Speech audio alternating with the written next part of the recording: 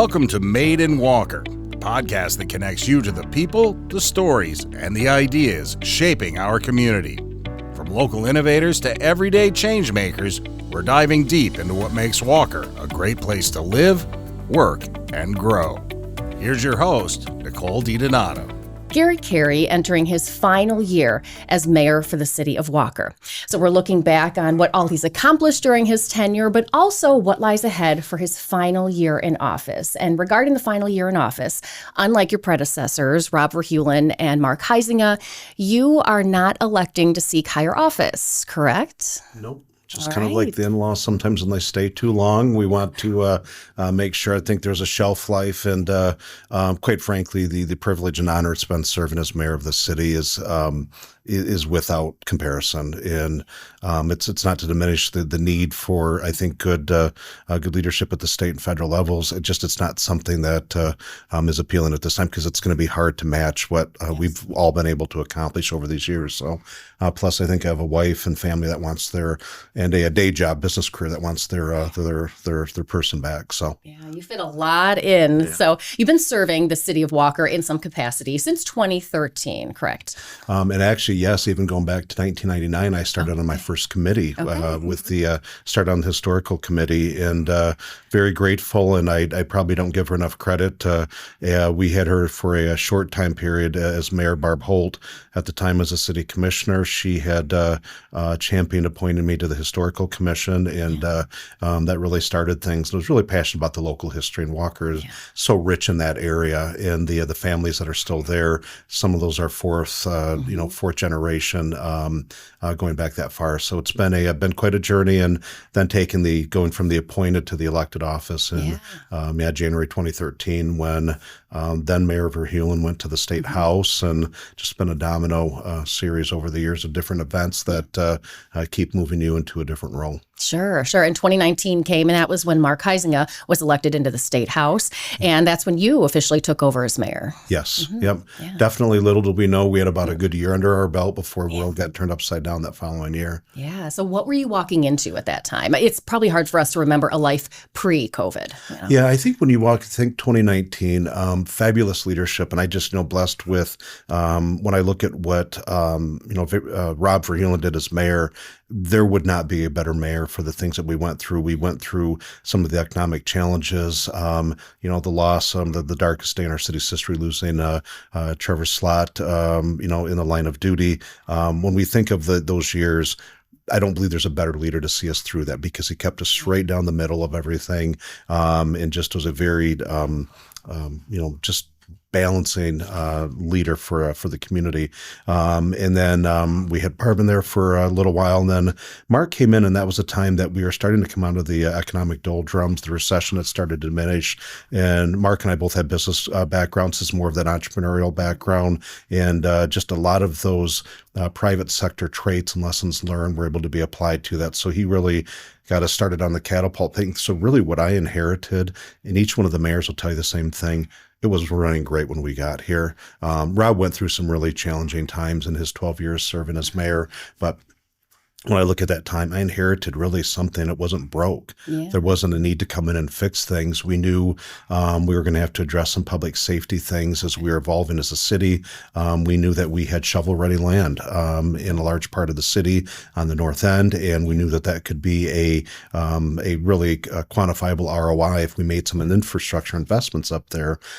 So I think it was broke, don't need to fix it, but there's some things that we could, do from there. And then, got through that first year and learned a lot, learned that proverbial where the bathroom was and the light switch was, because you learned how not to do things. And, coming from a family and had some local government involvement over the decades, I thought I knew a lot, and I really didn't know as much as I thought when I got in there. So wow. And it's probably something to say when a position or folks teach you more about that role as you're kind of going through it. You do learn a lot, bring a lot with you. What about those priorities, kind of right from the start? You said public safety. We're looking at the infrastructure of our now industrial park. What were some of the things that, if any, had changed through your tenure? I think when we look at the priorities, when we do the State of the City every year, we stick to the 5 pillars, as I call them. They're really not just my priorities; they're the community's priorities. That it reflects our job as elected officials is to represent our community. And one of the neat things is those 5 pillars really are going to be probably transferable from mayor to mayor, city manager to city manager. Public safety is at the very top. We're a safe, welcoming community. We don't put up with a whole lot of nonsense. It's sometimes it's small ticky-tack stuff that builds into bigger things. So we really don't accept that very well as a community. We take a very proactive and a very community presence on the police side of things. And you see our officers out in the neighborhoods, not just stopping by the lemonade stand, but actually talking with the kids, asking about their school stuff and things like that. People know each other. And I think fire's just become that same way. And since we've gone to that full-time model, it allows them to be able to make more connections with the community. And that just strengthens us all throughout that process. Yes. And you were mentioning just how important also building out that industrial park. I mean, that is something, a part of our city that when you came into office, it was still pretty vacant land, and now it is almost built out 6 years later. It's crazy, but it started that started well over a decade ago. And at one point in time, what is now Rivertown Mall could have ended up where the state police post is in the FedEx building. And the FedEx building really, I think, was that catalyst to start things. And it was a great partnership. Not many people know that there's we leveraged the city of Grand Rapids in what's called a 425 district up there. That allowed us to build out the infrastructure and make it shovel ready for businesses, organizations to come in there. But that FedEx, so going back to, I'd even say Mayor Verheulen and Holt and Heising, I mean, these things have built over time. So really walking in and making sure that we maintained a focus of pro-business. I feel like the mayor has to be that chief sales officer of the city and the chief cheerleader. So I love getting involved when we have prospective businesses looking to come into the community, and they ask about things like crime, the crime rates in the school, relationships. They ask about housing. And those are things that you're dealing with on a daily basis. To be able to have those conversations, you're able to sell the city, and tell them really this is why you want to come here.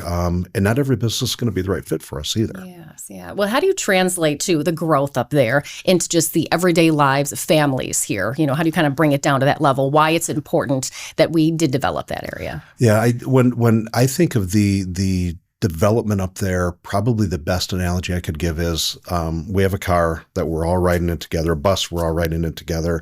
The gas that's gone in that bus for us to be able to ride together has been that growth up there. That tax base impacts us in so many ways. It's allowed us to hire more officers. It's allowed us to go to a full-time fire department, kind of pushed us over that ledge, that needing to do that. It's allowed us to make investments into our parks and trails.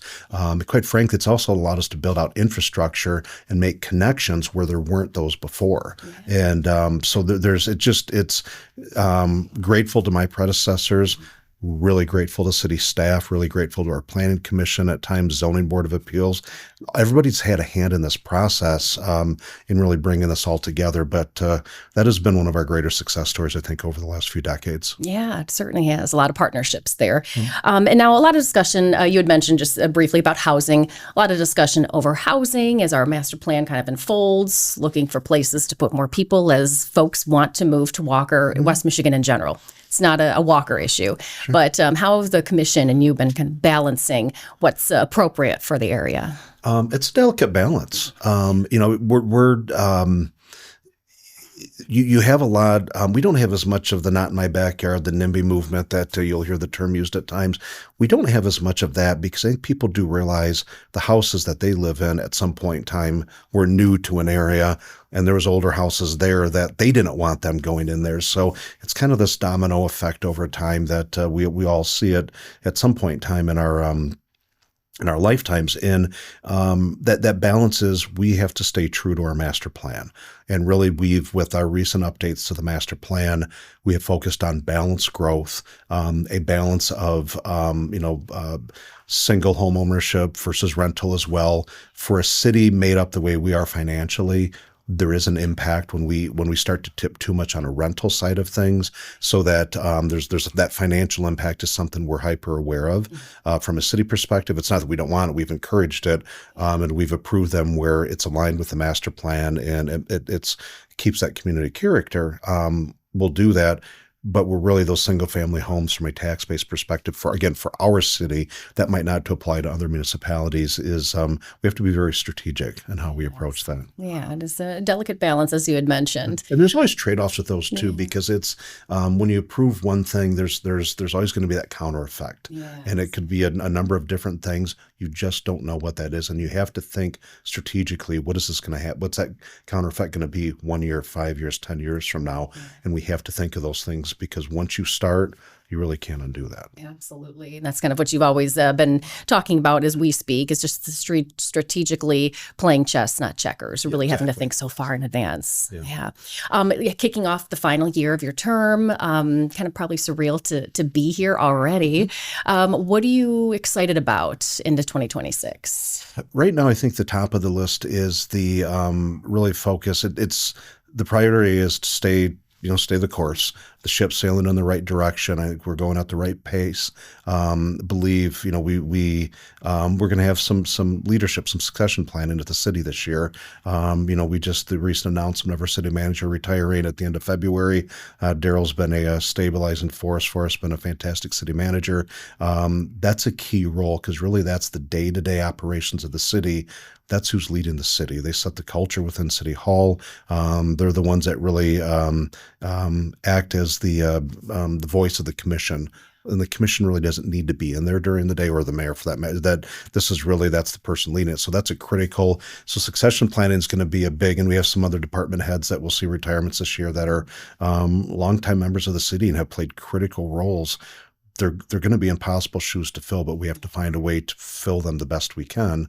And then I think the other thing too is we have a lot of turnover with our city commission this year. And we're really looking for the people that maybe are in committees already and have had some semblance of serving and know what policy and good governance looks like, maybe that they step into those roles. So that has me actually excited, has me a little worried too, make sure we get, the people coming into the right priorities and wanting to serve the community. But then I think too this year, you're going to hear a lot about public safety as we get into the course of this year. There's a number of things, but I think at the top of the list, the 1st of October, we converted to made that transition to a full-time fire department. We've wanted to do this for a period of time. We hit that breaking point. We needed to do it. We have a tremendous leader in bringing Chief Schultz up here into West Michigan, and he has exceeded expectations at every corner we've turned. And in going to that full-time department, we talk about those trade-offs. Okay, our residents and businesses have wanted full-time fire. They've asked for it for a long, long time. We finally have it. Okay, where do they sleep? Mm-hmm. What happens when we have different genders? And we do. So there's these trade-offs that there comes with expenses there that you just don't put beds and room dividers. We have temporary sleeping quarters right now, because we're figuring out what does this look like and how are we going to pay for all this. But the key thing is we have the bodies in there to do that. And our fire department started to take more medicals and take that over from the police. That frees the police department to do other things that are mission critical to their focus. So I'm excited about that piece, but probably get arms around what's it going to look like to how do we pay for this long term, and how do we put something in place that's sustainable, that allows us to be able to flex with the growth of the community over time and really solve the problems and challenges that come up as well. And it could be an exciting time for folks maybe who are listening that want to step up into this role. What types of people are you looking for as leaders, commissioners, things like that? Anybody. It could be a business person. It could be a CEO of a company. We have those living in our community. It could be a person that's a stay-at-home parent. Male or female, it doesn't matter. I mean, there's so many traits that they can bring, but I believe that learning the Walker way has been getting onto a committee, learning how to set governance, policy making, understand the implications like that if we do this is what could happen down the road. Understanding that, not just knee-jerk reactioning and getting behind a fad, a trend, or some social issue. We stay out of that stuff because we understand those long-term implications could be very troubling down the road. So getting people involved so they can understand that and understand what it's like to collaborate, problem solve together, and go through that. So we're looking for people to get involved with those committees and commissions. We will find a spot for you if at all possible on most committees right now. So raise your hand. I want to be heard. The city website's got all the links on there. You've got all your elected officials' cell phone numbers around there. Reach out to them and ask them, hey, I'm interested in doing this. They'll help make the connection for you. Yeah. So we know a lot of people, may voice concerns and such, and this is a great way to do it, is to make change. And you were speaking of partnerships and boards. You sit on quite a few, the Rapid, the Zoo board, John Ball Zoo. So we have a lot of partnerships, Grand Valley Metro Council, all of these regional partners. How important was that in your tenure? Absolutely critical. Yeah. It's one of the things I learned from Mayor Verheulen and from Mr. Mayor Heisinger as well. For their time, be involved, be present. You learn to collaborate. And really, I would say biasly, I think we have some of the strongest partnerships that we do in the area because of that, because we're that involved with things. It allows us to see not just the microclimate of Walker, but that macroclimate of West Michigan and beyond. And we can all help one another with things. And so I think that's mission critical. I'm very proud of the success we've had with, the Metro Council's been, great in all their support that they've had with our infrastructure projects, amongst other things. But then also, I think of the Rapid, for the first time the last year or so, first time ever, we've had dedicated routes for the Rapid in the city of Walker, not just pass-throughs, but dedicated to the city. That's a pretty cool story as well. And talking about your legacy, again, I'm going back to that final year. What is it that you want to really leave people, the businesses, the partnerships, the residents, our city departments? What are you kind of thinking? I look at it not as a personal legacy; it's a community legacy. Yeah. Not about any one individual. This is about Walkers, about community, where the civility we have with one another, the ability to work together, the ability to have a discussion when we disagree on things. It could be, who's got a better basketball team this winter, Michigan or Michigan State, and right now I think Michigan's leaning there a little bit, but we can have these discussions and not get bent out of shape about things. And so I think about legacy. We've been through the pandemic. We've been through some of the social justice challenges that have impacted other communities. We have stayed right down the middle. That ability to be civil with one another. We don't always have to agree. That's okay. I kind of like it that way because we do learn to conflict, resolve things as needed. I think that the legacy is one more about community, and to the next person as that baton gets passed next fall is they'll do fine. They won't mess it up. They'll be fine because it's about the community as a whole. It's not about one individual. Yeah, I love that. Just knowing that we can all reach common ground. You've always kind of preached about that, whether you're up at the commission, we'll all get to a final consensus. Well, we still have plenty of months with you still in 2026. We look forward to all that is coming, and we appreciate your insight into what we can expect. So, Mayor Carey, thank you so much. Thank you for having me. And we appreciate you joining us as well. Thank you for joining us for this episode of the Made in Walker podcast. If you have comments or questions about this podcast, or if you have suggestions for future episodes, we'd love to hear from you. Please drop us an email at podcast@walker.city. Made in Walker is the official podcast of the city of Walker, Michigan. You can find Made in Walker wherever you get your podcasts.